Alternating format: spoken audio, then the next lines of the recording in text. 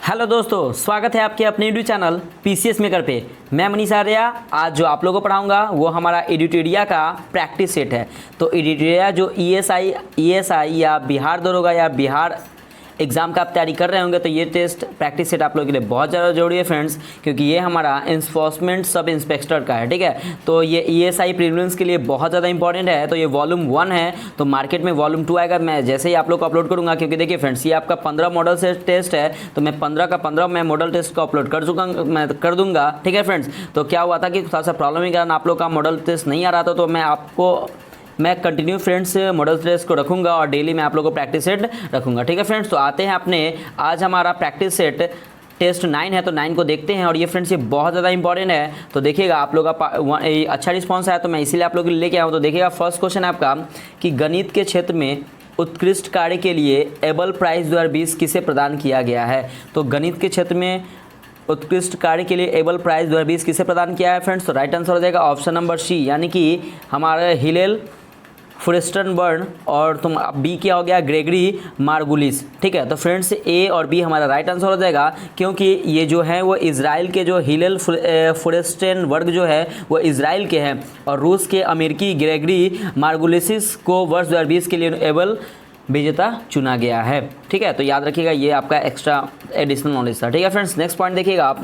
Second number है कि जुलाई 2019 में किस संस्था द्वारा 3 वर्षीय रोड मैप उत्कर्ष 2022 जारी किया गया है। तो किस संस्था के द्वारा जारी किया गया है, तो राइट आंसर हो जाएगा ऑप्शन नंबर डी, यानी कि RBI, reserve bank of India. तो रिजर्व बैंक ऑफ इंडिया के द्वारा ये जो हमारा आरबीआई द्वारा केंद्रीय बैंक के पर्यवेक्षण और विनियमन को बढ़ावा देने के लिए 3 वर्षीय रोड मैप उत्कर्ष 2022 की शुरुआत की गई है। किसके द्वारा, तो रिजर्व बैंक ऑफ इंडिया के द्वारा। इसकी स्थापना 1935 में होता है, हेडक्वार्टर मुंबई है, और इसके गवर्नर कौन है, तो याद रखिएगा शक्तिकांत दास इसके गवर्नर है। ठीक है फ्रेंड्स, नेक्स्ट पॉइंट देखिएगा। थर्ड नंबर है आपका क्वेश्चन कि राष्ट्रीय जैविक खाद्य महोत्सव कहाँ मनाया गया है। तो कहाँ मनाया गया है फ्रेंड्स, तो राइट आंसर हो जाएगा ऑप्शन नंबर ए, यानी कि नई दिल्ली में। तो राष्ट्रीय जैविक खाद्य महोत्सव का आयोजन जो है वो खाद्य प्रसंस्करण उद्योग मंत्रालय के द्वारा और महिला और बाल विकास मंत्रालय के द्वारा ये रूप में आयोजित किया गया था। ठीक है, तो याद रखिएगा। और इसे कहाँ पे आयोजित किया गया था, तो याद रखिएगा कि इसका आयोजन जवाहरलाल नेहरू स्टेडियम नई दिल्ली में आयोजित किया गया था। तो ये भी आप लोग फ्रेंड्स याद रखिएगा। ठीक है, पूछ देगा कि कहाँ आयोजित किया गया था, तो याद रखिएगा दिल्ली के जवाहरलाल नेहरू स्टेडियम में आयोजित किया गया था। नेक्स्ट पॉइंट है आपका कि नेक्स्ट क्वेश्चन है कि किन शहरों के बीच भारत की पहली इंटरसिटी इलेक्ट्रिक बस शुरू की गई है। तो किस शहरों के बीच शुरू की गई है, तो राइट आंसर हो जाएगा ऑप्शन नंबर, यानी कि पुणे और मुंबई। तो भारत की पहली, याद रखिएगा ये पहली है तो बहुत ज़्यादा इंपॉर्टेंट है, ध्यान रखिएगा कि भारत की पहली इलेक्ट्रिक इंटरसिटी बस की शुरुआत महाराष्ट्र के मुंबई से पुणे के बीच में की गई है। ठीक है, बहुत इंपॉर्टेंट है और बहुत अच्छा क्वेश्चन है। नेक्स्ट क्वेश्चन है आपका कि केंद्रीय मंत्रालय द्वारा हाल ही में किस हवाई अड्डे को अंतर्राष्ट्रीय हवाई अड्डा घोषित करने का निर्णय लिया गया है। तो किसे, तो राइट आंसर हो जाएगा ऑप्शन नंबर, यानी कि कुशीनगर को। तो कुशीनगर हवाई अड्डा ये कहाँ पे पड़ता है, तो याद रखिए उत्तर प्रदेश में पड़ता है, और कुशीनगर हवाई अड्डे को अंतर्राष्ट्रीय हवाई अड्डा घोषित करने का निर्णय लिया गया है। याद रखिएगा ये भी इंपॉर्टेंट है। नेक्स्ट देखिएगा ये फ्रेंड्स ये आपका प्रैक्टिस टेस्ट है, ईएसआई प्रीलिम्स प्रैक्टिस टेस्ट, जो आपका दरोगा, बिहार दरोगा या बिहार पुलिस का एग्जाम जो आने वाला है उसके लिए बहुत ज़्यादा इंपॉर्टेंट है फ्रेंड्स। ठीक है, तो प्लीज़ देखिएगा इसको अच्छे से, और प्लीज़ अगर आपको अच्छा लगे तो कमेंट करके ज़रूर बताइएगा, क्योंकि मैं फ्रेंड्स अब आप लोगों के लिए डेली रहेगा, डेली समझ रहे हो, मैं आप लोगों को डेली लाऊंगा। ठीक है, मैं डेली ये जो 15 आपका प्रैक्टिस टेस्ट जो 15 है वो मैं आपको कंप्लीट कर दूंगा। ठीक है, क्योंकि आज हमारा 9 है और 6 बचा, तो 6 मैं आपको 6 दिन में कंप्लीट कर दूंगा। और आपका जो भी, और ये फ्रेंड्स और देखिएगा मैं एडिटोरिया का क्या कि एडिटोरिया का मैं ये करेंट अफेयर में डेली अपलोड करता हूँ यूट्यूब चैनल, अपने यूट्यूब चैनल पीसीएस मेकर पे। तो आप डेली देखिएगा, डेली हमारा टॉप 50 क्वेश्चन है सितंबर 2019 से लेकर सितंबर 2020 तक लेटेस्ट अपडेट्स आपके आने वाले एग्जाम के लिए बहुत ज़्यादा इंपॉर्टेंट है। तो फ्रेंड्स अगर आपका करेंट अफेयर्स अगर अच्छा होगा तो प्लीज़ आप ज़रूर करेंट अफेयर्स के टेस्ट को जरूर दीजिएगा, क्योंकि बहुत अच्छा लेवल का क्वेश्चन है, तो प्लीज़ जरूर दीजिएगा। ठीक है फ्रेंड्स, अगर आपको ये वीडियो अच्छा लगे तो प्लीज़ आप इसे लाइक जरूर कीजिएगा और सब्सक्राइब भी जरूर कीजिएगा। ठीक है फ्रेंड्स, नेक्स्ट क्वेश्चन देखते हैं 6 नंबर कि द लैकाबोग पुस्तक किसके द्वारा लिखित है, मतलब ये किसने लिखा है लैकाबोग पुस्तक फ्रेंड्स। तो राइट आंसर हो जाएगा ऑप्शन नंबर बी, यानी कि जे रॉलिंग। तो जे रॉलिंग के द्वारा क्या किया गया था, तो द लैकाबोग पुस्तक लिखा गया है। ठीक है, तो मई 2020 में प्रकाशित पुस्तक द इकाबोग के जो राइटर हैं वो रॉलिंग के द्वारा लिखा गया है। ठीक है, नेक्स्ट क्वेश्चन देखिएगा फ्रेंड्स, 7 नंबर क्वेश्चन है आपका कि प्रधानमंत्री नरेंद्र मोदी द्वारा स्वामित्व योजना की शुरुआत किस दिवस पर की गई थी। सिंपल सा पूछ रहा है कि स्वामित्व योजना की शुरुआत किसने की, तो सबसे पहले प्रधानमंत्री ने किया था। और मतलब क्या कि किसके लिए किया था, तो याद रखिएगा राइट आंसर हो जाएगा ऑप्शन नंबर डी यानी कि पंचायती राज दिवस पर। तो स्वामित्व योजना की शुरुआत पंचायती राज मंत्रालय के तहत 24 अप्रैल 2020 को पंचायती राज दिवस के मौके पर किया गया था। तो अब यहाँ पे पॉइंट आता है कि पंचायती राज दिवस कब मनाते हैं, तो याद रखिएगा फ्रेंड्स 24 अप्रैल। तो 24 अप्रैल को पंचायती राज दिवस मनाते हैं। ठीक है, नेक्स्ट क्वेश्चन देखिएगा, 8 नंबर क्वेश्चन है आपका कि आर्कटिक जलवायु की निगरानी के लिए किस देश ने आर्कटिक एम उपग्रह को लॉन्च करने की योजना बनाई है। तो किस देश ने, तो राइट आंसर हो जाएगा ऑप्शन नंबर बी यानी कि रूस। तो रूस जो देश है वो रूस के द्वारा इस वर्ष पहला आर्कटिक, याद रखिएगा पहला आर्कटिक एम उपग्रह लॉन्च करने की योजना है। ठीक है ना, इसके जरिए क्या होगा ना कि आर्कटिक की मौसम संबंधी घटनाओं पर नज़र रखी जाएगी। ठीक है, इसीलिए ये लॉन्च करेगा। नेक्स्ट क्वेश्चन है फ्रेंड्स आपका कि रेलवे द्वारा किस शहर में कचरे से ऊर्जा उत्पादन करने वाले देश के पहले सरकारी संयंत्र की स्थापना की जाएगी। तो कौन सा होगा, याद रखिएगा तो राइट आंसर हो जाएगा ऑप्शन नंबर सी यानी कि भुवनेश्वर। तो भुवनेश्वर जो हमारा स्टेट है, ठीक है, भुवनेश्वर, वहाँ पे क्या किया जाएगा कि भारतीय रेल, जिसको हम लोग ईस्ट कोस्ट रेलवे में कचरे से ऊर्जा उत्पादन में देश के पहले सरकारी संयंत्र, याद किया बहुत ज़्यादा इंपॉर्टेंट हो गया, देश के पहले सरकारी संयंत्र की स्थापना भुवनेश्वर के किस जिले में, तो याद रखिएगा भुवनेश्वर के मंचेश्वर कैरीज रिपेयर वर्कशॉप में की जाएगी। ठीक है, याद रखिएगा भुवनेश्वर के जिले नहीं, मंचेश्वर कैरीज रिपेयर वर्कशॉप में की है। ठीक है, नेक्स्ट क्वेश्चन देखिएगा फ्रेंड्स आपका 10 नंबर क्वेश्चन है कि राष्ट्रीय जल नीति ड्राफ्ट समिति के अध्यक्ष कौन बने हैं। तो कौन बने हैं फ्रेंड्स, तो राइट आंसर हो जाएगा ऑप्शन नंबर बी यानी कि मिहिर शाह। तो मिहिर शाह जो है वो राष्ट्रीय जल नीति ड्राफ्ट नीति के अध्यक्ष बने हैं। केंद्रीय जल शक्ति मंत्रालय द्वारा राष्ट्रीय जल नीति का जो ड्राफ्ट अध्यक्ष जो बनाया गया है वो मिहिर शाह की अध्यक्षता में गठन किया गया है। ठीक है ना, अगर बात करें इसका मुख्य उद्देश्य जो है वो घरेलू और औद्योगिक क्षेत्रों में पानी की उपयोगी क्षमता के सुधार लाने के लिए किया गया है। ठीक है ना, इसका मेन रीज़न यही है। ठीक है फ्रेंड्स, नेक्स्ट क्वेश्चन है आपका 11 नंबर क्वेश्चन देखिएगा कि जनवरी 2020 में 7 व्यक्तियों को पद्म विभूषण पुरस्कार प्रदान किया गया है, निम्न में से कौन उनमें शामिल नहीं है। तो 7 को शामिल किया गया है, उनमें से एक कौन नहीं है। तो राइट आंसर हो जाएगा ऑप्शन नंबर यानी कि मनोहर पारिकर। तो मनोहर पारिकर को पद्म विभूषण पुरस्कार दिया गया था। इनको क्या हुआ ना कि उनको पद्म विभूषण नहीं, पद्म भूषण क्या दिया गया था, सुषमा स्वराज, मैरी कॉम और जॉर्ज फर्नांडिस, इनको क्या दिया गया, तो पद्म विभूषण पुरस्कार दिया गया है। लेकिन मनोहर पारिकर को पद्म भूषण पुरस्कार दिया गया था। ठीक है, तो ये आप लोग याद रखिएगा। नेक्स्ट क्वेश्चन है आपका फ्रेंड 16 नंबर कि रेल मंत्रालय ने किस वर्ष तक भारतीय रेलवे को 100% विद्युतीकरण करने का लक्ष्य निर्धारित किया है। तो याद रखिएगा राइट आंसर हो जाएगा ऑप्शन नंबर ए यानी कि 2024 तक। तो रेल मंत्रालय ने वर्ष 2024 तक भारतीय रेलवे को 100% विद्युतीकरण करने का लक्ष्य रखा है। याद रखिए कब, तो 2024 तक।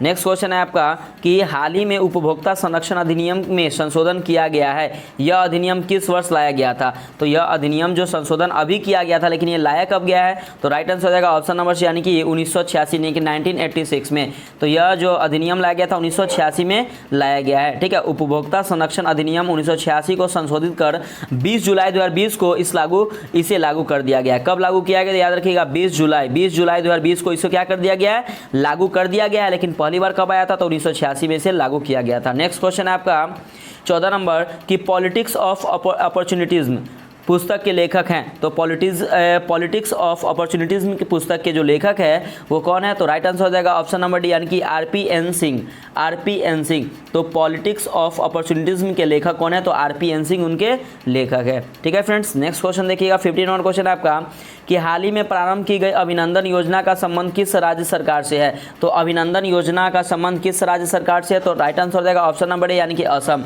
तो इसका मतलब जो है वो उच्च शिक्षा हेतु योग्य छात्राओं को ऋण के लिए 50,000 की सब्सिडी प्रदान करने के लिए उद्देश्य के असम सरकार ने यह मतलब पोर्टल को लॉन्च किया गया है। तो किसके द्वारा, तो असम सरकार के। तो क्या, तो अभिनंदन योजना। अगर बात करें असम की, तो असम की कैपिटल क्या है, तो दिसपुर है।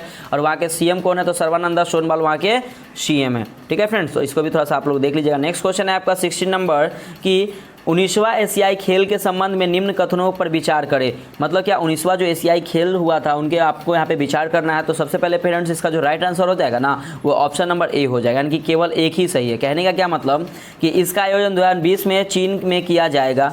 इसके लिए चीन के राष्ट्रीय पक्षी को शुभांकर चुना गया है। तो आपका जो एक आपका राइट क्या है कि ऑप्शन नंबर ए आपका 1 क्या है, केवल इसका आयोजन जो किया जाएगा 2022 में तो किया जाएगा, और कहाँ किया जाएगा तो चीन में किया जाएगा। तो होंगझाओ चीन में 19वीं एशिया खेल 2022 के लिए आधिकारिक शुभांकर जो अनावरण किया गया है। ठीक है ना फ्रेंड्स, तो इसको भी थोड़ा सा याद रखिएगा। और 19वीं जो एशियाई खेल का आधिकारिक शुभांकर 3 रोबोट को चुना गया है, जिसे हम लोग सामूहिक रूप से रॉबर्ट ट्रिपलेट्स के नाम से जाना जाता है। किसके नाम से, तो रॉबर्ट सामूहिक रूप से स्मार्ट ट्रिपलेट्स के नाम से जाना जाता है। इन 3 रोबोट का कांगकोंग, लियान और चेन नाम दिया गया है। ठीक है ना, ये तीनों का नाम दिया गया, याद रखिएगा, कांगकोंग, लियान और चेन इसका नाम दिया गया सब शुभंकर का। ठीक है, तो ये नाम भी आप लोग लिख लीजिएगा, देख लीजिएगा। नेक्स्ट पॉइंट है आपका फ्रेंड्स, नेक्स्ट क्वेश्चन है आपका 17 नंबर। तो देखिएगा कि ब्रू रियांग समझौता किन किन राज्यों के मध्य संपन्न कराया गया है। तो किन किन राज्यों के बीच, तो याद रखिएगा राइट आंसर रहेगा ऑप्शन नंबर सी, यानी कि त्रिपुरा और मिजोरम। तो ब्रू त्रिपुरा एवं मिजोरम में पाई जाने वाली एक प्रमुख जनजाति है, जिसे उनके स्थान पर क्या किया गया कि रियांग व बू रियांग के नाम से जाना जाता है। ठीक है, तो इसको थोड़ा सा आप लोग देख लीजिएगा। नेक्स्ट क्वेश्चन है फ्रेंड्स आपका 18 नंबर क्वेश्चन है कि 33वां मूर्ति देवी पुरस्कार 2019 में किसे सम्मानित किया गया है। तो किसे सम्मानित किया गया है, तो राइट आंसर हो जाएगा ऑप्शन नंबर बी, यानी कि विश्वनाथ प्रसाद तिवारी। तो 33वां जो मूर्ति देवी पुरस्कार जो 2019 को किसे सम्मानित किया गया है, तो विश्वनाथ प्रसाद तिवारी को सम्मानित किया गया है। ठीक है, अगर बात करें तो भारतीय ज्ञानपीठ द्वारा 33वां ये किसके द्वारा दिया गया था, तो भारतीय ज्ञानपीठ द्वारा 33वां मूर्ति देवी पुरस्कार 2019 डॉक्टर विश्वनाथ प्रसाद तिवारी की उनकी आत्मकथा अस्थि और भक्ति के लिए सम्मानित किया गया। याद रखिएगा किसके लिए सम्मानित किया गया है, तो उनकी आत्मकथा अस्थि और भक्ति के लिए सम्मानित किया गया है। ठीक है फ्रेंड्स, नेक्स्ट क्वेश्चन देखिएगा 19 नंबर कि मिलन 2020 का आयोजन भारतीय नौसेना द्वारा कहाँ किया गया है। तो कहाँ किया गया है, तो राइट हो जाएगा ऑप्शन नंबर डी, यानी कि विशाखापट्टनम में। तो मिलन 2020 का आयोजन भारतीय नौसेना द्वारा विशाखापट्टनम में आयोजित किया गया है, और इसमें विभिन्न देशों की नौसेना ने भाग लिया। यानी बहुत सारे देशों की नौसेना ने क्या लिया है, तो भाग लिया है। नेक्स्ट क्वेश्चन है फ्रेंड्स आपका 20 नंबर कि नेताजी सुभाष चंद्र बोस आपदा प्रबंधन पुरस्कार 2020 किस व्यक्ति संस्था विभाग को दिया गया है। तो किसे दिया गया है, तो राइट आंसर हो जाएगा ऑप्शन नंबर सी, यानी कि उत्तराखंड के आपदा शयन और प्रबंधन केंद्र को। ठीक है, तो उत्तराखंड के आपदा शयन और प्रबंधन को तथा व्यक्तिगत रूप से इसे दिया गया है। ठीक है फ्रेंड्स, तो इसको भी आप लोग ध्यान रखिएगा। और नेक्स्ट है आपका 21 नंबर क्वेश्चन है कि जनवरी 2020 में क्या है, तो जनवरी 2020 में जारी डेमोक्रेसी इंडेक्स सूची में भारत का कौन सा स्थान है। तो भारत का जो स्थान है वो कौन सा है, तो राइट आंसर हो जाएगा ऑप्शन नंबर डी, यानी कि 51वां। तो मतलब कहने का क्या मतलब कि ये जनवरी 2020 में जारी डेमोक्रेसी इंडेक्स सूची में जो भारत का स्थान है वो 51 यानी कि 51 स्थान है। ठीक है, और ब्रिटेन स्थित इन इकोनॉमिस्ट इंटेलिजेंसी द्वारा जारी डेमोक्रेसी इंडेक्स सूची में भारत का स्थान कौन सा है, तो 51 है। और यह किसने जारी किया था, इकोनॉमिस्ट इंटेलिजेंस द्वारा जारी डेमोक्रेसीज। ठीक है, तो याद रखिएगा इकोनॉमिस्ट इंटेलिजेंस के द्वारा यह जारी किया गया था। नेक्स्ट क्वेश्चन है फ्रेंड्स आपका 22 नंबर कि हाल ही में ज़ीलैंडिया नामक एक नए महाद्वीप की खोज की गई है। यह महाद्वीप किस महासागर में स्थित है। ठीक है, तो फ्रेंड्स राइट आंसर क्या हो जाएगा ऑप्शन नंबर सी, यानी कि प्रशांत महासागर, जिसे हम लोग पैसिफिक ओशियन कहते हैं। तो प्रशांत महासागर में एक नए द्वीप जिसे हम लोग ज़ीलैंडिया की खोज की है, यह न्यूजीलैंड भूभाग का एक हिस्सा है। तो ये किसका भाग का हिस्सा है, तो न्यूजीलैंड का। अगर बात करें प्रशांत महासागर की, तो दुनिया यानी कि विश्व का सबसे गहरा महासागर है प्रशांत महासागर है। ठीक है, अगला क्वेश्चन देखिए 23 नंबर क्वेश्चन है कि चीन के किस शहर को से कोरोना वायरस का प्रकोप प्रारंभ हुआ है। तो किस शहर से मतलब प्रारंभ हुआ है वायरस कोरोना, तो राइट आंसर क्या हो जाएगा ऑप्शन नंबर सी, यानी कि वुहान। तो चीन के वुहान शहर से सर्वप्रथम कोरोना वायरस प्राप्त हुआ है।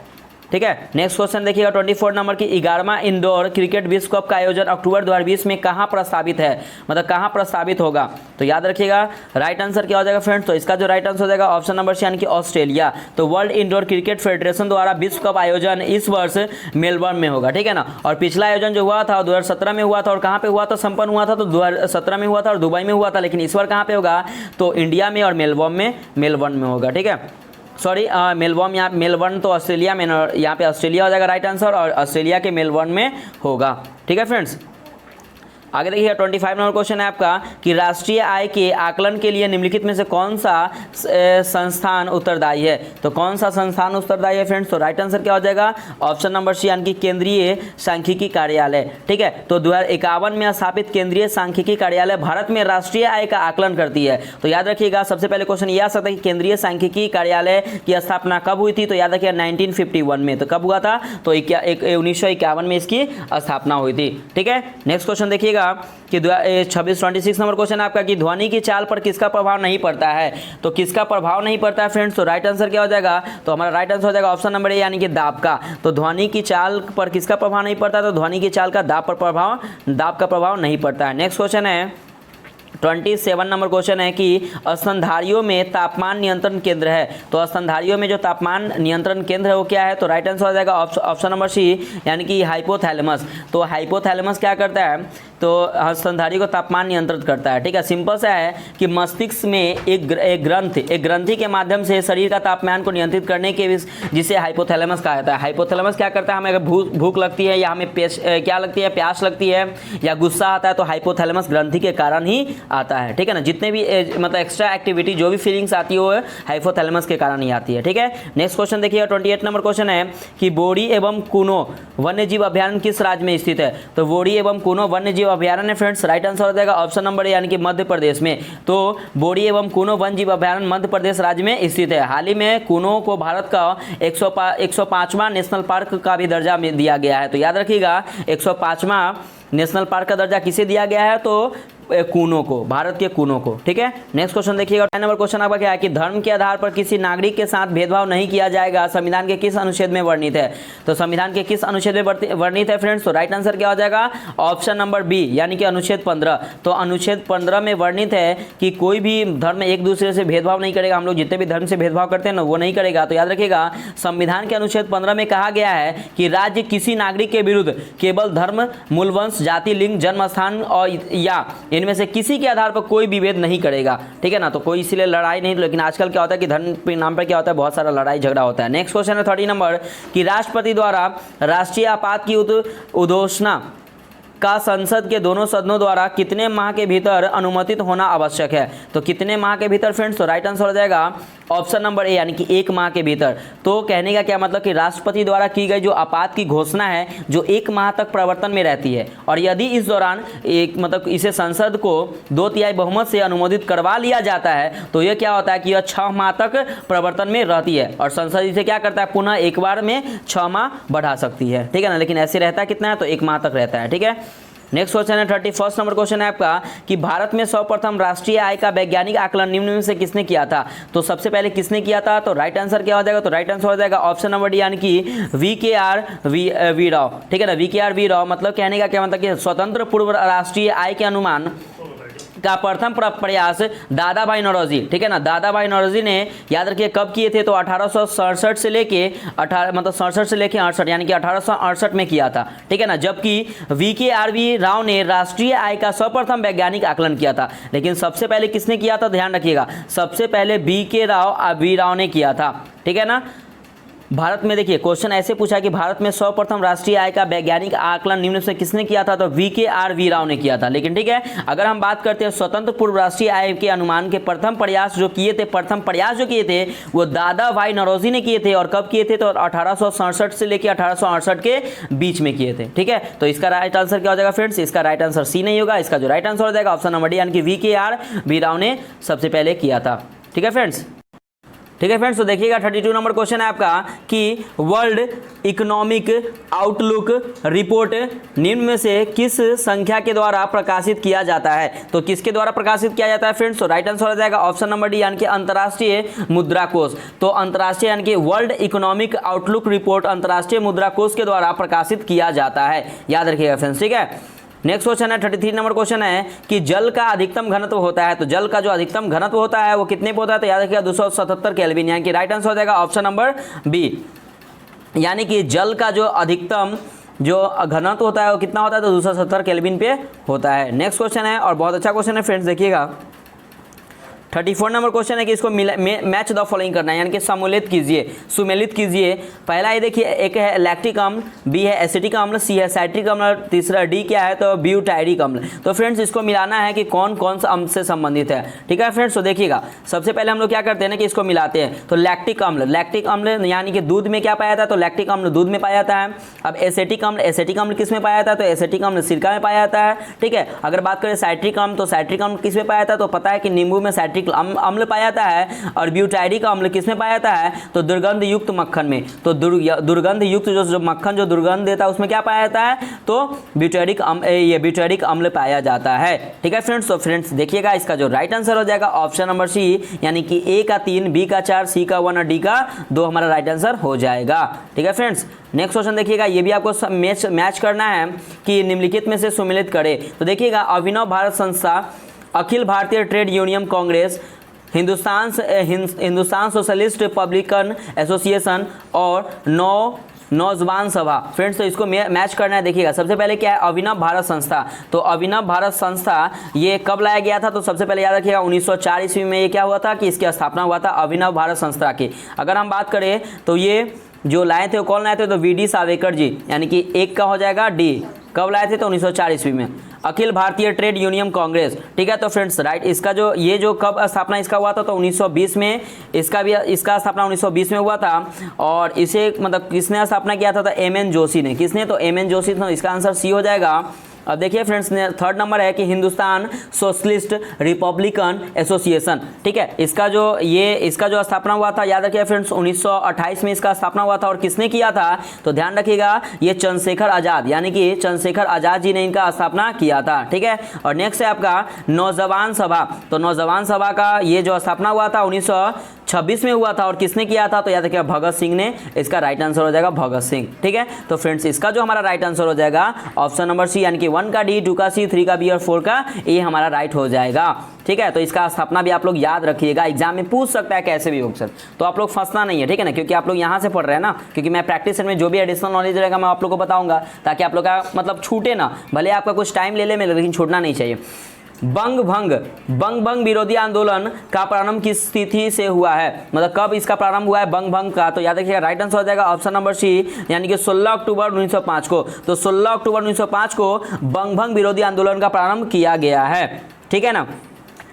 नेक्स्ट क्वेश्चन देखिएगा फ्रेंड्स, आपका नेक्स्ट क्वेश्चन है, इसको भी क्या करना है, मैच करना है। देखिएगा 37 नंबर कि निम्नलिखित में कौन सुमेलित नहीं है, मतलब इसमें से कौन मैच नहीं कर रहा है। तो ऑप्शन ए मतलब है कि चंद्रप्रभा वन्यजीव अभ्यारण्य, जय सम्मद वन्यजीव अभ्यारण्य, करेरा वन्यजीव अभ्यारण्य और नाहरगढ़ वन्यजीव अभ्यारण्य। तो वन्यजीव अभ्यारण्य से क्वेश्चन पूछता है। तो फ्रेंड्स देखिए इसको हम लोग क्या कर रहे हैं ना, इसको हम लोग मैच कर रहे हैं। मैच क्या कर रहे हैं, ध्यान से देखिएगा कि ये जो आपका जो यहाँ पे राइट आंसर हो जाएगा ना ऑप्शन नंबर डी, यानी कि नाहरगढ़ वन्यजीव अभ्यारण्य कर्नाटक नहीं होगा, ये जो है वो जयपुर राजस्थान में पड़ता है। ठीक है फ्रेंड्स, तो नाहरगढ़ वन्यजीव अभ्यारण्य कहाँ पे है, तो जयपुर राजस्थान में है, जिसे हम लोग पिंक सिटी के नाम से जानते हैं। तो चंद्रप्रभा वन्यजीव अभ्यारण्य कहाँ है, तो उत्तर प्रदेश में है। जय समंद वन्यजीव अभ्यारण्य कहाँ है, तो राजस्थान में है। ठीक है फ्रेंड्स, और करेरा वन्यजीव अभ्यारण्य कहाँ है, तो मध्य प्रदेश में है। और नाहरगढ़ वन्यजीव अभ्यारण्य कहाँ है, तो जयपुर मध्य प्रदेश में है। तो इसको भी आप लोग नोट डाउन जरूर कीजिएगा। ठीक है, नेक्स्ट क्वेश्चन है 38 नंबर क्वेश्चन है आपका कि निम्नलिखित में से किस खेल के खिलाड़ियों की संख्या 7 होती है। तो किसमें 7 होती है, देखिएगा बहुत इंपॉर्टेंट है फ्रेंड्स। देखिएगा फ्रेंड्स, तो सबसे पहले इसका जो राइट आंसर हो जाएगा ना ऑप्शन नंबर सी, यानी कि कबड्डी में भी 7, फ्रिस्बी में भी 7 और वाटर पोलो में भी क्या होता है, 7-7 खिलाड़ी होते हैं। तो राइट आंसर हो जाएगा option number C, kabaddi, frisbee और वाटर पोलो में क्या होते हैं, 7-7 खिलाड़ी होते हैं। ठीक है, नेक्स्ट क्वेश्चन देखिएगा 39 नंबर क्वेश्चन है आपका कि संविधान के किस अनुच्छेद के तहत सर्वोच्च न्यायालय रिट जारी करता है। तो किसके द्वारा रिट जारी किया जाता है, तो राइट आंसर हो जाएगा ऑप्शन नंबर यानी कि अनुच्छेद 32। तो अनुच्छेद 32 के तहत सर्वोच्च न्यायालय तथा अनुच्छेद 226 के तहत, याद रखिएगा अनुच्छेद 32 के तहत सर्वोच्च न्यायालय तथा अनुच्छेद 226 के तहत उच्च न्यायालय को रिट जारी करने का शक्ति संविधान द्वारा प्रदान किया गया है। ठीक है ना, तो याद रखिएगा इसके द्वारा, किसके द्वारा, तो समझ गया ना किसके द्वारा, मैंने बताया कि अनुच्छेद 32 के तहत संविधान के द्वारा, संविधान सर्वोच्च न्यायालय के द्वारा, अनुच्छेद 226 के तहत उच्च न्यायालय के द्वारा, हाई कोर्ट के द्वारा रिट जारी करने की अनुमति दिया गया है। ठीक है फ्रेंड्स, 40 नंबर क्वेश्चन है क्या कि हिंदुस्तान रिपब्लिकन एसोसिएशन की स्थापना कहाँ की गई है। तो याद रखिएगा राइट आंसर हो जाएगा ऑप्शन नंबर सी, यानी कि कानपुर। तो कानपुर में हिंदुस्तान रिपब्लिक एसोसिएशन की स्थापना की गई है। नेक्स्ट क्वेश्चन है फ्रेंड्स आपका 41 नंबर क्वेश्चन है, इसको मैच द फॉलोइंग करना है। आपको क्या करना है कि भारतीय संविधान में विदेशी संविधान के लिए के लिए गए हुए स्रोतों का सही मिलान कीजिए। तो याद रखिएगा राइट आंसर क्या हो जाएगा, सबसे पहले इसको हम लोग मैच करते हैं। तो पहले इसका जो राइट आंसर मैच होगा वो 41 का 41 का होगा, राइट आंसर सी हो जाएगा। क्या हो जाएगा, ध्यान से देखिएगा, सॉरी यहाँ पे राइट आंसर क्या हो जाएगा सी। तो देखिएगा हम लोग क्या करते हैं फ्रेंड्स, मैच करते हैं। तो देखिएगा जापान, तो जापान क्या है, तो जापान विधि द्वारा स्थापित प्रक्रिया, तो जापान का ये क्या हो जाएगा, ऑप्शन नंबर 2 आपका राइट हो जाएगा रूस। तो रूस मौलिक कर्तव्यों का प्रावधान, तो रूस क्या है, तो मौलिक कर्तव्यों का प्रावधान है, तो ऑप्शन नंबर 1 सही हो जाएगा। और सी ऑस्ट्रेलिया है, तो ऑस्ट्रेलिया प्रस्तावना की भाषा, तो प्रस्तावना की भाषा ऑस्ट्रेलिया यानी कि राइट आंसर 3 हो जाएगा। संयुक्त राज्य अमेरिका यानी कि संयुक्त राज्य अमेरिका, यहाँ पे यूएई हो जाएगा।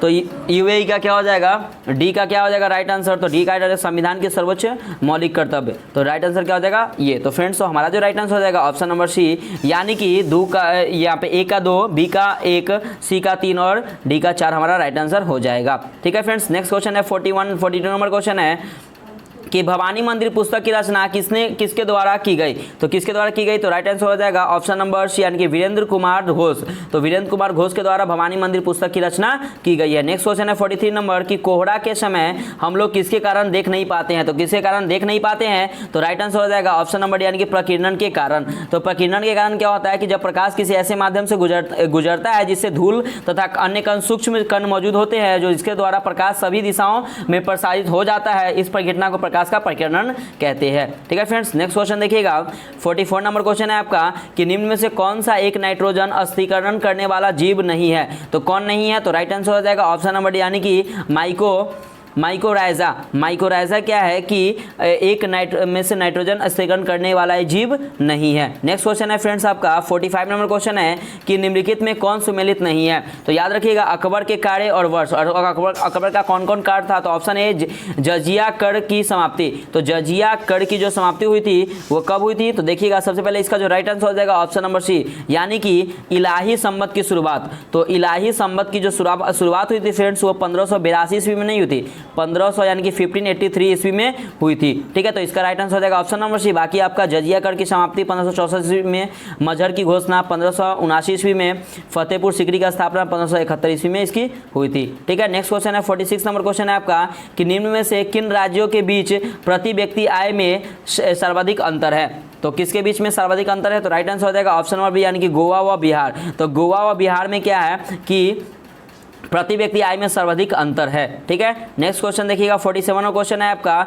कि निम्नलिखित में कौन सुमेलित नहीं है, ऑप्शन ए सुमेलित नहीं है फ्रेंड्स। तो देखिएगा इसका जो राइट आंसर हो जाएगा ऑप्शन नंबर डी यानी कि नरसिंह वर्मन प्रथम। तो नरसिंह वर्मन प्रथम जो है वो कांची का कैलाश मंदिर, तो ये क्या है, तो ये आपका सुमेलित नहीं है, बाकी आपका सबका आपका सुमेलित है। क्या है कि कृष्णा प्रथम, एलोरा कैलाश मंदिर, नरसिंह प्रथम वर्मन, देखिए रथ मंदिर, राज प्रथम तो बृहदेश्वर का मंदिर, और नरसिंह वर्मन प्रथम क्या, तो रथ मंदिर। यहाँ पे कांची का कैलाश मंदिर नहीं होगा, रथ मंदिर राइट आंसर हो जाएगा। नेक्स्ट क्वेश्चन है 48 नंबर क्वेश्चन है आपका कि यदि किसी निश्चित समय अवधि में मूल्य और मौद्रिक आय दोगुनी हो जाती है तो वास्तविक आय होगी, तो वास्तविक आय क्या हो जाएगी फ्रेंड्स, तो राइट आंसर हो जाएगा ऑप्शन नंबर सी यानी कि अपरिवर्तित रहेगी, उसके आय में कोई चेंजिंग नहीं होगा।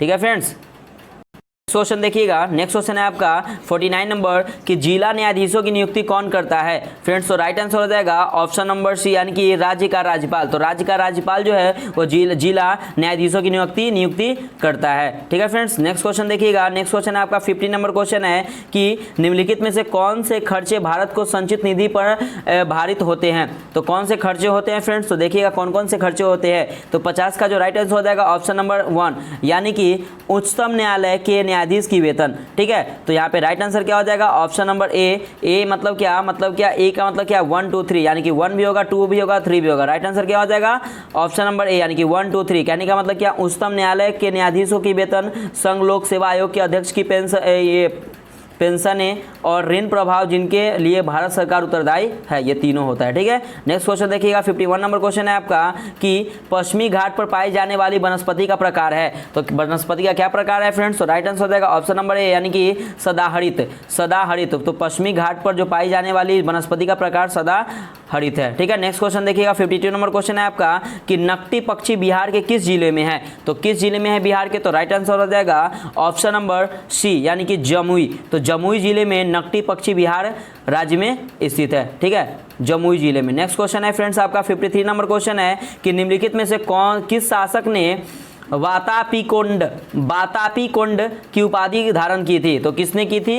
वातापी कुंड की उपाधि। तो राइट आंसर हो जाएगा ऑप्शन नंबर डी, यानी कि नरसिंह वर्मन प्रथम ने। तो नरसिंह वर्मन प्रथम ने वातापी कुंड की उपाधि धारण की थी। नेक्स्ट क्वेश्चन है 4 नंबर क्वेश्चन है कि 1857 की क्रांति के ठीक बाद कौन सा विद्रोह हुआ था? तो कौन सा विद्रोह हुआ था? तो राइट आंसर हो जाएगा ऑप्शन नंबर डी, यानी कि नील विद्रोह। तो 1857 की क्रांति के ठीक बाद नील विद्रोह हुआ था। और ये कब हुआ था? तो याद रखिएगा 1859 से लेके 1860 तक हुआ था। ठीक है, नेक्स्ट क्वेश्चन देखिएगा 55 नंबर क्वेश्चन है क्या कि भारत की कौन सी पर्वत श्रेणी नवीनतम है? तो कौन सी नवीनतम है? तो राइट आंसर हो जाएगा ऑप्शन नंबर सी, यानी कि हिमालय। तो हिमालय भारत की नवीनतम पर्वत श्रेणी है, जबकि अरावली पर्वत की सबसे प्राचीन पर्वत श्रेणी है। अगर सबसे पुराना की बात करें तो अरावली सॉरी देखिएगा थोड़ा सा कि भारत की सबसे प्रथम पर्वत श्रेणी नवीनतम कौन है? तो हिमालय। और सबसे पुराना कौन है? तो मैंने बताया कि सबसे पुराना अरावली पर्वत है।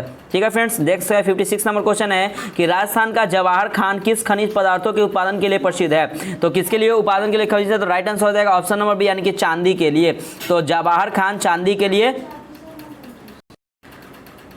ठीक है फ्रेंड्स, तो राइट आंसर क्या हो जाएगा? ऑप्शन नंबर बी, यानी कि चांदी। तो राजस्थान का जो जवाहर खान जो है वो चांदी पदार्थ के उत्पादन के लिए प्रसिद्ध है। ठीक है फ्रेंड्स, नेक्स्ट क्वेश्चन देखिएगा। नेक्स्ट क्वेश्चन है आपका 57 नंबर क्वेश्चन है क्या कि निम्न में से कौन से समिति चुनाव सुधार से संबंधित है? तो किस मतलब ये जो समिति है चुनाव सुधार से संबंधित है। तो राइट आंसर क्या हो जाएगा? 57 का राइट आंसर हो जाएगा ऑप्शन नंबर डी। थोड़ा सा देख लीजिएगा फ्रेंड्स, यहाँ पे क्या हो जाएगा? ऑप्शन नंबर आपका डी राइट हो जाएगा, यानी कि 1 2 3। मतलब कहने का मतलब क्या? दिनेश गोस्वामी समिति, इंद्रजीत गुप्ता समिति और बोहरा समिति। यह किससे समिति है? तो ये चुनाव सुधार से संबंधित है। तो दिनेश गोस्वामी समिति, इंद्रजीत गुप्ता समिति और बोहरा समिति, ये तीनों क्या है? तो संबंधित है। ठीक है, नेक्स्ट क्वेश्चन देखिएगा 58 नंबर क्वेश्चन है आपका कि भारतीय संघ किसके प्रतिरूप पर आधारित है? कि तो किसके प्रतिरूप पे आधारित है फ्रेंड्स? तो राइट आंसर हो जाएगा ऑप्शन नंबर बी, यानी कि कनाडा। तो भारतीय संघ या संगठनात्मक विशेषता कनाडा के संबंधित संविधान से प्रेरित है। तो ये कनाडा प्रतिरूप से संबंधित है। ठीक है फ्रेंड्स, नेक्स्ट क्वेश्चन है 59 नंबर क्वेश्चन देखिएगा।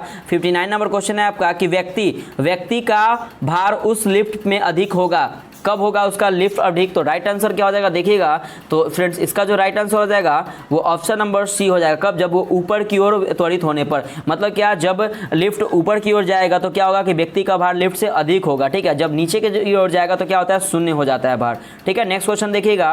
ये 60 नंबर क्वेश्चन है आपका कि यदि केंद्रीय बैंक द्वारा रेपो दर में, रेपो रेट जिसको बोलते हैं, रेपो रेट में वृद्धि की जाती है तो क्या होगा? तो क्या होगा? तो सिंपल सा होगा क्या कि देखिए राइट आंसर हो जाएगा क्या कि मुद्रा प्रसार में कमी आती है। तो राइट आंसर हो जाएगा ऑप्शन बी, यदि केंद्रीय बैंक द्वारा रेपो रेट में अगर वृद्धि की जाती है तो मुद्रा प्रसार में क्या होती है? कमी आती है। ठीक है ना, इसमें क्या हो जाता है फ्रेंड्स? तो इसमें कमी आ जाती है। नेक्स्ट क्वेश्चन है 61 नंबर क्वेश्चन है आपका कि निम्नलिखित में कौन सुमेलित नहीं है? तो ये वंश और ये संस्थापक, कौन वंश किस संस्थापक से संबंधित नहीं है तो उसको देखना है। तो देखिए फ्रेंड्स, तो ये सबसे पहले मामलुक वंश ये कुतुबुद्दीन ऐबक से संबंधित है। सैयद वंश ये खिर्ज खां से संबंधित है। खिलजी वंश ये जलालुद्दीन खिलजी से संबंधित है। लेकिन लोदी वंश इब्राहिम लोदी से संबंधित नहीं है। लोदी वंश के जो संस्थापक थे ना वो बहलोल लोदी थे। कौन थे? तो बहलोल लोदी थे। ठीक है, इसको थोड़ा सा आप लोग देख लीजिएगा। मतलब राइट आंसर क्या हो जाएगा? ऑप्शन नंबर बी हमारा हो जाएगा। 62 नंबर क्वेश्चन है कि तुजुक ए बाबरी का फारसी में अनुवाद किसने किया था? तो किसने किया था? तो राइट आंसर हो जाएगा ऑप्शन नंबर सी, यानी कि अब्दुल रहीम खान खाना ने। तो तुजुक ए बाबरी फारसी का अनुवाद अब्दुल रहीम खान खाना ने किया था। और यह कब किया था? तो याद रखिएगा 1583 ईस्वी में। कब किए थे? तो 1583 ईस्वी में इसको किए थे। नेक्स्ट क्वेश्चन है फिर 63 नंबर है कि निम्नलिखित में से कौन सुमेलित नहीं है? तो ये आपका संगठन और ये आपका स्थापना वर्ष है। ठीक है, ये हेडक्वार्टर है और ये आपका एस्टैब्लिश्ड है। तो देखिएगा फ्रेंड्स, तो हमारा जो सी हो जाएगा ना, देखिएगा एशियाई विकास बैंक का स्थापना 1966 में हुआ था। गुट निरपेक्ष आंदोलन का स्थापना 1961 में हुआ था। और ये नाटो दिख रहा है ना, NATO, नाटो यानी कि नॉर्थ अटलांटिक ट्रेटी ऑर्गेनाइजेशन होता है, इसका स्थापना जो फ्रेंड्स हुआ था ना 1949 में हुआ था। ठीक है ना, 1949 में इसका स्थापना हुआ था। और विश्व व्यापार संगठन का स्थापना 1995 में। ये हमारा सही हो जाएगा, यानी कि राइट आंसर हो जाएगा ऑप्शन नंबर सी हो जाएगा। ठीक है, नेक्स्ट क्वेश्चन देखिएगा 64 नंबर क्वेश्चन है आपका कि निम्न में कौन क्षोभ मंडल के संबंध में सही नहीं है? तो कौन क्षोभ मंडल के संबंध में सही नहीं है? तो राइट आंसर हो जाएगा ऑप्शन नंबर सी, यानी कि क्षोभ मंडल में मौसम संबंधी कोई घटना नहीं घटती है। ठीक है ना, बाकी इनमें ऊंचाई बढ़ने के साथ तापमान कम होता है। क्षोभ मंडल मंडल की ऊंचाई ग्रीष्म काल में बढ़ जाती है। क्षोभ मंडल के ऊपरी सीमा को ट्रोपोपोज कहते हैं। लेकिन होता क्या है कि क्षोभ मंडल में मौसम संबंधी कोई घटना नहीं घटती है। ठीक है, नेक्स्ट क्वेश्चन है 65 नंबर कि संवेग का मात्रक है। तो संवेग का मात्रक क्या होता है? तो राइट आंसर हो जाएगा ऑप्शन नंबर यानी कि किलोग्राम गुने मीटर पर सेकेंड। तो संवेग का मात्रक होता है किलोग्राम, यानी कि किलोग्राम गुने मीटर पर सेकेंड होता है। ठीक है, अगर बात करें इसका ऐसा ही मात्रक की तो किलोग्राम इंटू मीटर पर सेकेंड इसका ऐसा ही मात्रक हो, सॉरी इसका संवेग का जो मात्रक होता है किलोग्राम इंटू मीटर सेकेंड होता है। और संवेग का फॉर्मूला क्या होता है? वेग गुने द्रव्यमान इसका क्या होता है? फॉर्मूला होता है। यह एक सदिश राशि है। ठीक है फ्रेंड्स, नेक्स्ट क्वेश्चन देखिएगा। ये आपका क्वेश्चन है 66 नंबर कि 42वें संविधान संशोधन अधिनियम 1976 द्वारा भारतीय संविधान की प्रस्तावना में किन नए शब्दों को जोड़ा गया था? तो सबसे पहले क्वेश्चन ये है कि 42वें संविधान संशोधन कब हुआ था? तो 1976 को हुआ था। किसे जोड़ा गया था? तो राइट आंसर हो जाएगा ऑप्शन नंबर फ्रेंड्स जो हमारा 66 का राइट आंसर हो जाएगा ऑप्शन नंबर से, यानी कि 1 2 3, यानी कि समाजवादी को पंथ निरपेक्ष को और अखंडता को जोड़ा गया था। ठीक है, बंधुता को नहीं जोड़ा गया था। नेक्स्ट क्वेश्चन है 67 नंबर कि सुमेलित नहीं है। तो कौन इसमें सुमेलित नहीं है? तो देखिएगा पहला क्वेश्चन कि शक संबंध जो है 1878 ईस्वी में हुआ था, ये सही है। विक्रम संबंध 58 ईस्वी ईसा पूर्व में, ये भी सही है। गुप्त संबंध 320 ईसा पूर्व में, यही सही है। और देखिएगा हिजरी संबंध जो है वो 800 ईसा पूर्व में नहीं हुआ था फ्रेंड्स, ये जो हुआ था वो 622 ईसा पूर्व में शुरू हुआ था। ठीक है, तो थोड़ा सा इसको भी आप लोग देख लीजिएगा। नेक्स्ट क्वेश्चन देखिएगा 68 नंबर की भगत सिंह एवं बकुटेश्वर दत्त ने केंद्रीय विधानसभा के किसके विरोध में बम फेंके थे? तो किसके विरोध में बम फेंके थे? तो राइट आंसर हो जाएगा ऑप्शन नंबर डी, यानी कि ए और बी, यानी कि ट्रेड डिस्प्यूट बिल और पब्लिक सेफ्टी बिल। मतलब क्या इनके विरोध में क्या किए थे? बम इसको फेंके थे। कब फेंके थे? तो 8 अप्रैल 1929 को, याद रखिएगा। ठीक है, नेक्स्ट क्वेश्चन है 69 नंबर क्वेश्चन है आपका कि 69 नंबर क्वेश्चन है फ्रेंड्स आपका कि जास्कर श्रेणी किस हिमालय में स्थित है? तो जास्कर श्रेणी जो हिमालय स्थित है वो ट्रांस हिमालय, यानी कि जास्कर श्रेणी जो है वो ट्रांस हिमालय श्रेणी में स्थित है। ठीक है, नेक्स्ट क्वेश्चन देखिएगा और ये कहाँ पे? तो ये देखिएगा 70 नंबर क्वेश्चन है कि दहसाला बंदोबस्त निम्न में से किसके दिमाग के उपज थी? तो किसके दिमाग के उपज थी? तो याद रखिएगा राइट आंसर हो जाएगा ऑप्शन नंबर बी, यानी कि टोडरमल। तो टोडरमल की दिमाग की उपज थी दहसाला बंदोबस्त। ठीक है, नेक्स्ट क्वेश्चन देखिएगा 71 नंबर क्वेश्चन है आपका फ्रेंड्स कि दाची-ग्राम राष्ट्रीय उद्यान निम्नलिखित में से किस वन्य जीव के लिए प्रसिद्ध है? तो किस वन्य जीव के लिए प्रसिद्ध है? तो राइट आंसर हो जाएगा ऑप्शन नंबर बी, यानी कि हंगुल। तो ये जो है दाची-ग्राम राष्ट्रीय उद्यान जो है वह हंगुल जीव के लिए क्या है? वो प्रसिद्ध है। 72 नंबर क्वेश्चन है आपका कि क्योटो प्रोटोकॉल का संबंध है। तो क्योटो प्रोटोकॉल का जो संबंध है वो किससे है? तो राइट आंसर हो जाएगा ऑप्शन नंबर सी, यानी कि ग्रीन हाउस गैसों का उत्सर्जन। तो क्योटो जो प्रोटोकॉल का जो संबंध है वो ग्रीन हाउस गैसों का उत्सर्जन से संबंधित है। ठीक है फ्रेंड्स, नेक्स्ट क्वेश्चन देखिएगा 73 नंबर क्वेश्चन है आपका कि निम्न में कौन आरबीआई का कार्य नहीं है? ऑप्शन 1 है जो है साख नियंत्रण, बी विदेशी विनिमय का नियंत्रण, सी बैंकों के बैंक का कार्य करना, डी क्या है? कृषि वित्त की व्यवस्था। फ्रेंड्स तो हमारा जो राइट आंसर हो जाएगा वो ऑप्शन नंबर डी हो जाएगा, यानी कि इनमें से कोई नहीं। मतलब कहने का क्या मतलब कि जो आरबीआई का जो कार्य है ना इनमें से कोई नहीं है। क्या है? तो आरबीआई का जो काम है देखिएगा नोट निर्गमन, बैंकों के बैंक कार्य, शाख नियंत्रण, सरकार के बैंकर का कार्य, विनिमय दर के स्थित करना, कृषि साख की व्यवस्था करना। ये किसका काम है? तो इसका जो काम है वो आरबीआई का कार्य है। तो राइट आंसर क्या हो जाएगा? ऑप्शन नंबर डी हो जाएगा। ठीक है, नेक्स्ट क्वेश्चन है आपका 74 नंबर कि रक्त के वर्गीकरण का सिद्धांत किसने दिया था? तो राइट आंसर हो जाएगा ऑप्शन नंबर सी, यानी कि कार्ल लैंडस्टीनर ने तो रक्त का वर्गीकरण का सिद्धांत दिया था। नेक्स्ट क्वेश्चन है आपका 75 नंबर कि किसी प्रिज्म से गुजरने पर कौन सा रंग की प्रकाश किरणें सबसे अधिक अपरिवर्तित होती है? तो कौन सा होती है? तो याद रखिएगा राइट आंसर हो जाएगा ऑप्शन नंबर डी, यानी कि बैगनी। तो बैगनी कलर जो होता है वो सबसे अधिक अपरिवर्तित होता है। अगर सबसे कम की बात करें तो याद रखिएगा सबसे कम क्या होता है? तो लाल रंग सबसे कम परिवर्तित होता है।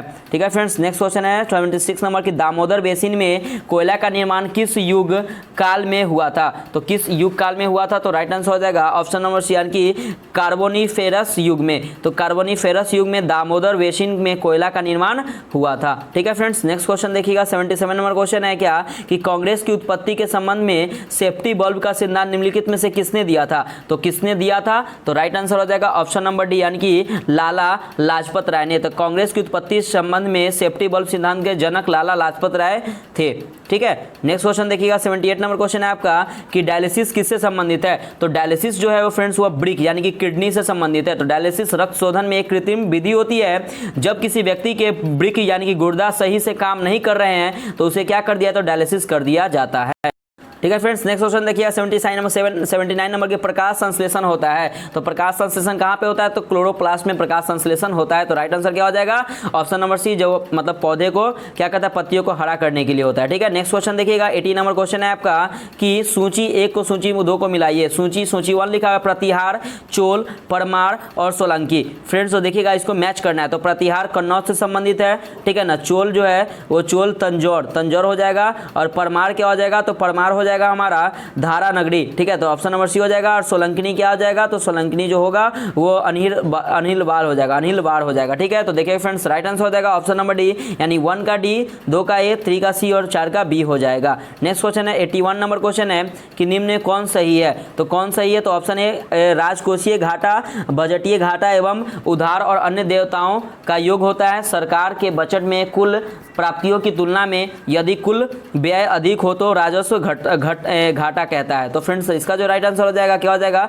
ऑप्शन नंबर ए हमारा हो जाएगा, केवल एक हमारा सही है, यानी कि राजकोषीय घाटा, बजटीय घाटा एवं उधार और अन्य देवताओं का योग होता है। नेक्स्ट क्वेश्चन है 82 नंबर क्या कि भारत छोड़ो आंदोलन के दौरान स्थापित समानांतर सरकारों में सबसे ज्यादा समय तक रहने वाली सरकार थी। तो कौन सरकार थी, तो राइट आंसर हो जाएगा ऑप्शन नंबर सी, यानी कि सतारा। तो सतारा सरकार जो थी सबसे ज्यादा समय तक रही थी, याद रखिएगा। नेक्स्ट क्वेश्चन है आपका 83 नंबर क्वेश्चन है कि प्रजापति उत्तर वैदिक काल में किसके प्रमुख देवता थे। तो किसके प्रमुख देवता, तो राइट आंसर हो जाएगा ऑप्शन नंबर डी, यानी कि सृजन के देवता।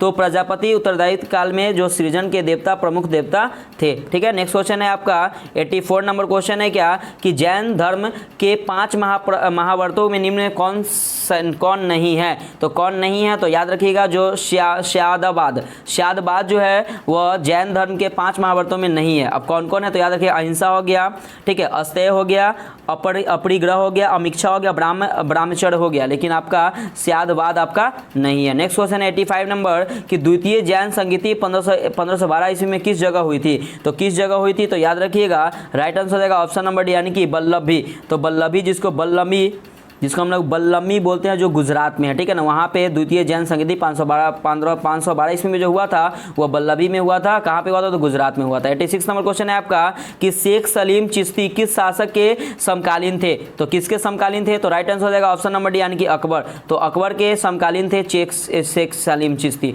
नेक्स्ट क्वेश्चन है आपका फ्रेंड्स 87 नंबर क्वेश्चन है क्या कि बौद्ध धर्म के संघ संबंधी नियम तथा आचरण किस पुस्तक में संग्रहित है। तो किसमें संग्रहित है फ्रेंड्स, तो राइट आंसर क्या हो जाएगा ऑप्शन नंबर ए, यानी कि विनय पिटक। तो विनय पिटक में क्या है फ्रेंड्स, तो ये संग्रहित है। ठीक है, नेक्स्ट क्वेश्चन देखिएगा 88 नंबर क्वेश्चन है आपका कि दारा शिकोह ने किस ग्रंथ का फारसी में अनुवाद करवाया था। तो किस ग्रंथ का करवाया था, तो राइट आंसर हो जाएगा ऑप्शन नंबर सी, यानी कि उपनिषद। तो दारा शिकोह ने उपनिषद को फारसी में अनुवाद करवाया था। नेक्स्ट क्वेश्चन है फ्रेंड्स देखिएगा आपका 89 नंबर क्वेश्चन है क्या कि भारत में परमाणु ऊर्जा आयोग की स्थापना किस वर्ष हुई थी। तो किस वर्ष हुई थी, तो राइट आंसर हो जाएगा ऑप्शन नंबर बी, यानी कि 1948 में। तो 10 अगस्त 1948 में इसकी स्थापना हुई थी। और इसने किसने स्थापना किया था, तो याद रखिएगा इसके जो प्रथम अध्यक्ष थे वो होमी जागीर बाबा थे, इसके प्रथम अध्यक्ष थे। ठीक है फ्रेंड्स, तो 90 नंबर क्वेश्चन देखिएगा कि तमिलनाडु एवं आंध्र प्रदेश के तट को किस नाम से जाना जाता है। तो याद रखिएगा बहुत इंपॉर्टेंट है ये, तो किस नाम के तट से जाना जाता है, तो राइट आंसर हो जाएगा ऑप्शन नंबर यानी कि कोरोमंडल तट। तो कोरोमंडल तट को तमिलनाडु एवं आंध्र प्रदेश के तट के नाम से जाना जाता है। नेक्स्ट क्वेश्चन 91 नंबर कि संयुक्त राष्ट्र पर्यावरण कार्यक्रम यानी कि UNEP का मुख्यालय कहाँ है। तो UNEP का मुख्यालय कहाँ है, तो याद रखिएगा राइट आंसर हो जाएगा ऑप्शन नंबर सी, यानी कि नैरोबी। तो नैरोबी में UNEP का मुख्यालय है। ठीक है फ्रेंड्स, नेक्स्ट क्वेश्चन देखिएगा 92 नंबर क्वेश्चन है आपका कि निम्नलिखित में तट से कितनी दूरी को प्रादेशिक जल के रूप में जाना जाता है? तो कितनी दूरी को? तो राइट आंसर हो जाएगा ऑप्शन नंबर सी, यानी कि 12 समुद्री मील। तो 12 समुद्री मील तट को प्रादेशिक जल के रूप में जाना जाता है। नेक्स्ट क्वेश्चन है 93 नंबर क्वेश्चन है आपका कि कोयना नदी किसकी सहायक नदी है? तो कोयना नदी जो फ्रेंड्स सहायक नदी है वो किसकी है? तो याद रखें कृष्णा नदी की। तो कोयना नदी कृष्णा नदी की सहायक नदी है। तो राइट आंसर हो जाएगा option number A. Next question है 94 नंबर कि वीरभूमि किसका समाधि स्थल है? तो वीरभूमि जो समाधि स्थल है वो किसका है? तो राइट आंसर हो जाएगा ऑप्शन नंबर ए, यानी कि राजीव गांधी की। ठीक है, अगर बात करें लाल बहादुर शास्त्री की, तो लाल बहादुर शास्त्री का जो समाधि स्थल शांतिवन कहते हैं, सॉरी लाल बहादुर शास्त्री का जो वो जो मतलब स्थल है वो हम लोग विजय घाट कहते हैं, और हम लोग इंदिरा गांधी का जो शांति मतलब स्थल है उसको शांति शक्ति स्थल कहते हैं, और जवाहरलाल नेहरू का जो स्थल है उसे हम लोग समाधि स्थल को शांति वन कहते हैं। ठीक है फ्रेंड्स, देख लीजिएगा। नेक्स्ट क्वेश्चन है 95 नंबर कि निम्न में कौन सी श्रृंखला द्वितीयक रंगों की है? तो राइट आंसर हो जाएगा ऑप्शन नंबर बी, यानी कि पीला हो गया, मैजेंटा हो गया, पीकॉक हो गया, पीकॉक नीला हो गया। तो ये द्वितीयक रंगों की श्रृंखला है, पीला, मैजेंटा, पीकॉक, नीला। ठीक है, नेक्स्ट क्वेश्चन है 96 नंबर क्वेश्चन है कि निम्न में से कौन कैथोड किरण का गुण नहीं है? तो कौन किरण का गुण नहीं है फ्रेंड्स? तो राइट आंसर हो जाएगा ऑप्शन नंबर सी, यानी कि इनकी वेदन क्षमता उच्च होती है। तो ये कैथोड किरण की गुण नहीं है, बाकी कैथोड किरण उद्देश्य होती है, ये सही है। यह फोटोग्राफिक प्लेट को प्रभावित करती है, ये भी सही है। और इसका वेग प्रकाश के वेग का 1/10 गुना होता है, ये भी आपका सही है। ठीक है, नेक्स्ट क्वेश्चन है आपका कि 97 नंबर क्वेश्चन है कि निम्न में से कौन सा शहर यूरोप की तेल राजधानी के रूप में जाना जाता है? तो राइट आंसर क्या हो जाएगा ऑप्शन नंबर बी, यानी कि एबरडीन जो है वह यूरोप के तेल की राजधानी के रूप में जाना जाता है। ठीक है फ्रेंड्स, तो आगे देखिएगा 98 नंबर क्वेश्चन है आपका कि राष्ट्रीय आपदा की उद्घोषणा राष्ट्रपति कर सकता है? तो क्या कर सकता है? तो राष्ट्रीय आपात की उद्घोषणा राष्ट्रपति कर सकता है। तो कब कर सकता है? तो राइट आंसर हो जाएगा ऑप्शन नंबर डी, मंत्रिमंडल के लिखित सलाह पर। जब मंत्रिमंडल का लिखित सलाह होगा ना तो राष्ट्रपति आपदा का उद्घोषणा कर सकता है। नेक्स्ट क्वेश्चन देखिएगा 99 नंबर क्वेश्चन है फ्रेंड्स आपका कि राष्ट्रपति के संवैधानिक स्थिति के बारे में कौन सा कथन सही है? तो इसमें से कौन सा कथन सही है फ्रेंड्स? तो हमारा जो राइट आंसर हो जाएगा ऑप्शन नंबर ए, यानी कि राष्ट्रपति राष्ट्र का प्रतिनिधित्व करता है किंतु राष्ट्र का शासन नहीं करता है। ठीक है ना, ठीक है। तो इसका राइट आंसर क्या हो जाएगा ऑप्शन नंबर ए। बाकी आपका जो भी 3 ऑप्शन है ये का है गलत है, बाकी आपका एक राइट आंसर हो जाएगा। नेक्स्ट क्वेश्चन है और आज का हमारा लास्ट 100 क्वेश्चन है कि किस रीट का शाब्दिक अर्थ होता है हम आदेश देते हैं? तो किसका अर्थ होता है? तो राइट आंसर हो जाएगा ऑप्शन नंबर बी, यानी कि परमादेश। तो परमादेश का शाब्दिक अर्थ होता है कि हम आदेश देते हैं। ठीक है फ्रेंड्स, तो इसी के साथ जो आपका जो ESI जो बिहार दरोगा का जो टॉप 100 जो प्रैक्टिस टेस्ट था वो आज 9 यहाँ पे कंप्लीट होता है। तो उम्मीद करते हैं कि आपको ये जो एडिटोरिया का जो ESI का प्रीलिम्स प्रैक्टिस सेट आपको अच्छा लगा होगा। तो मैं आप लोग के लिए कंटिन्यू रखूंगा, लेकिन प्लीज़ आप लोग का रिस्पॉन्स फ्रेंड्स अच्छा आना चाहिए, तो मैं कंटिन्यू रखूंगा। ठीक है फ्रेंड्स, तो मिलते हैं कल फिर एक नया एडिटोरिया ESI प्रीलिम्स प्रैक्टिस टेस्ट के 10 के साथ। बाय बाय, जय हिंद दोस्तों। लेकिन आप प्लीज़ अगर आपको अच्छा लगे तो प्लीज़ आप लाइक नहीं किए होंगे तो लाइक जरूर कीजिएगा और अपने यूट्यूब चैनल PCS मेकर को सब्सक्राइब जरूर कीजिएगा। ठीक है मेरे दोस्त, मिलते हैं कल। बाय बाय, जय हिंद दोस्तों।